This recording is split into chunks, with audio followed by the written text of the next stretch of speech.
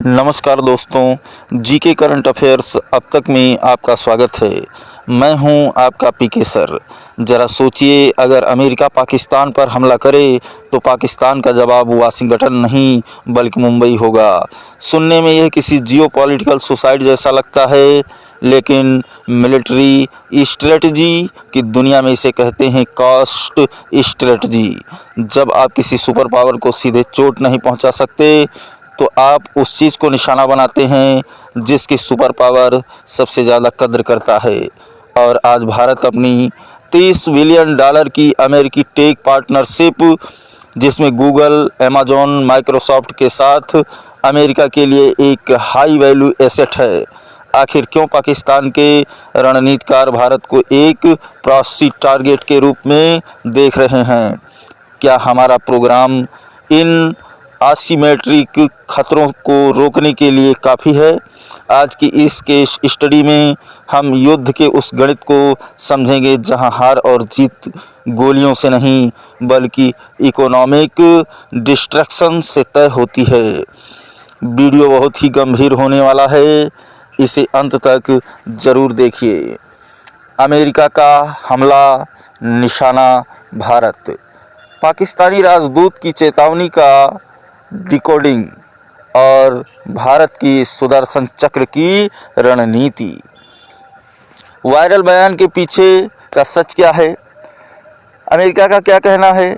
अगर अमेरिका हमारे nuclear programme पर हमला करता है तो हमारे पास और कोई रास्ता नहीं होगा।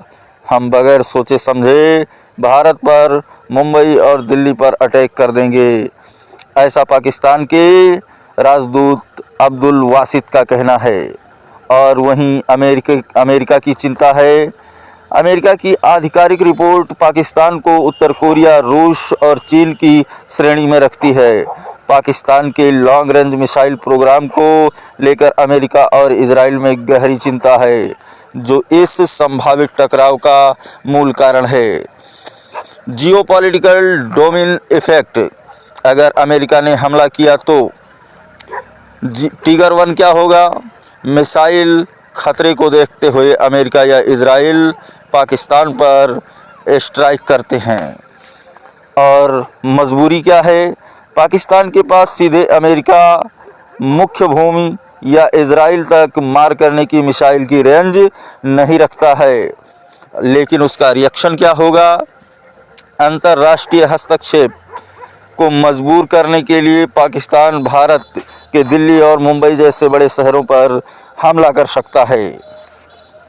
इराक 2003 से ईरान की सीख, यह एक ऐतिहासिक आधार है। ज़रा इस पर विश्लेषण करते हैं। इराक 2003 से पारंपरिक हार क्यों सह रहा है? अमेरिका ने आसानी से सद्दाम हुसैन को उखाड़ फेंका। पारंपरिक युद्ध में सुपर पावर से जीतना असंभव है।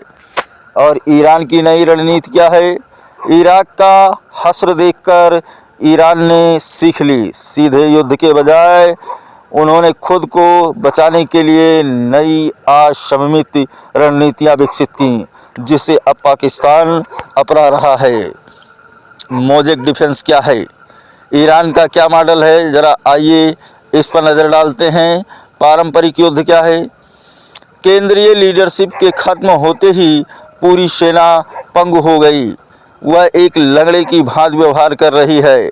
लेकिन मोजेक डिफेंस क्या है? क्षेत्रीय कमांडरों को पूर्णतः स्वायत्तता दी जाती है। सुप्रीम लीडर के न रहने पर भी युद्ध जारी रखने की रणनीति है। दुश्मन कर कीमत थोपना। ईरान का उदाहरण लेकर के देखते हैं। अमेरिका पर दबाव बनाने के लिए ईरान का यूएई, सऊदी अरब और उसके तेल ठिकानों पर हमला। पाकिस्तान की रणनीति क्या है? अमेरिका को युद्ध रोकने पर मजबूर करने के लिए भारत के शहरों पर तबाही मचाने की धमकी देना। कास्ट इम्पोजिंग टारगेट के लिए भारत ही क्यों? 01 में देखते हैं। भौगोलिक निकटता क्या है? भारत पाकिस्तान के शॉर्ट और मीडियम रेंज मिसाइलों के लिए सबसे आसान और मारक दूरी की स्थिति है। और आर्थिक गुरुत्वाकर्षण क्या है? भारत में अमेरिका और पश्चिमी देशों का अरबों डॉलर का निवेश है। भारत को नुकसान मतलब अमेरिकी अर्थव्यवस्था को नुकसान पहुंचाना है, जो अमेरिका कभी भी सहन नहीं कर सकता है। और रणनीतिक मूल्य क्या है? इजराइल भारत के साथ मिलकर एक बड़ा डिफेंस कॉरिडोर बना रहा है। भारत पर हमला इजराइल के लिए सामरिक हितों पर सीधा वार हो सकता है। डेटा और डॉलर की कूटनीति क्या है? आइए इस पर नज़र डालते हैं। $2 बिलियन पाकिस्तान पिछले 10 वर्षों में अमेरिकी निवेश, अर्थात अमेरिका ने पाकिस्तान में $2 बिलियन का निवेश किया है। और भारत में अमेज़न, गूगल और माइक्रोसॉफ्ट का आगामी महानिवेश। तात्पर्य यह है कि अमेरिका भारत में ज़्यादा निवेश कर रहा है और पाकिस्तान में कम। इसका निष्कर्ष निकलता है, भारत के बुनियादी ढांचे को नष्ट करने का मतलब है अमेरिकी टेक निवेश को नष्ट करना। यह आर्थिक निर्भरता भारत के लिए एक इनबिल्ट जियोपॉलिटिकल ढाल का काम करती है। भारत का सैन्य पलटवार प्रोजेक्ट सुदर्शन चक्र केवल कूटनीति ही काफ़ी नहीं है। पाकिस्तान के संभावित मिसाइल हमलों से निपटने के लिए भारत एक महासुरक्षा युद्ध की तैयारी कर रहा है। पीएम मोदी द्वारा घोषित सुदर्शन चक्र भारत का अभेद एयर डिफेंस सिस्टम होगा और वह डिफेंस सिस्टम भारत की अलग अलग तरीक़ों से सुरक्षा करेगा। स्वदेशी सुरक्षा का भविष्य, सुदर्शन चक्र की संरचना। यह पूरी तरीके से 100% स्वदेशी होगा, पूरी तरह से भारतीय टैलेंट द्वारा बनाया गया होगा और इसका निर्माण और विकास भी भारतीय तकनीकी से होगा। 02 विशाल एयर डिफेंस, इजराइल के आयरन डोम की तर्ज पर लेकिन भारत के विशाल भूगोल के अनुकूल एक बड़ी और अचूक सुरक्षा की छतरी तैयार की जा रही है। और 03+1 स्ट्रेटजी क्या है? भविष्य के युद्धों, वारफेयर की संभावनाओं का अग्रिम हिसाब लगा करके दुश्मन से हमेशा एक कदम आगे रहने की तैयारी की जा रही है। जियोपॉलिटिकल चेसबोर्ड का निष्कर्ष क्या है और पाकिस्तान की रणनीति क्या है? मोज़ेक डिफेंस, दुश्मन पर कीमत थोपना, आर्थिक ढाल बनाना और महासुरक्षा की छतरी तैयार करना। और भारतीय रणनीति इन सब में आगे निकल चुकी है। निष्कर्ष यह निकलता है, यह कोई हवाबाजी नहीं है बल्कि भविष्य के युद्ध का नया खाका है।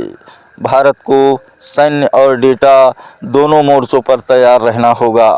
तो दोस्तों, कड़वा सच यह है कि जैसे जैसे भारत का इकोनॉमिक सुपर पावर बन रहा है, हमारी सुरक्षा की चुनौतियां भी जटिल होती जा रही हैं।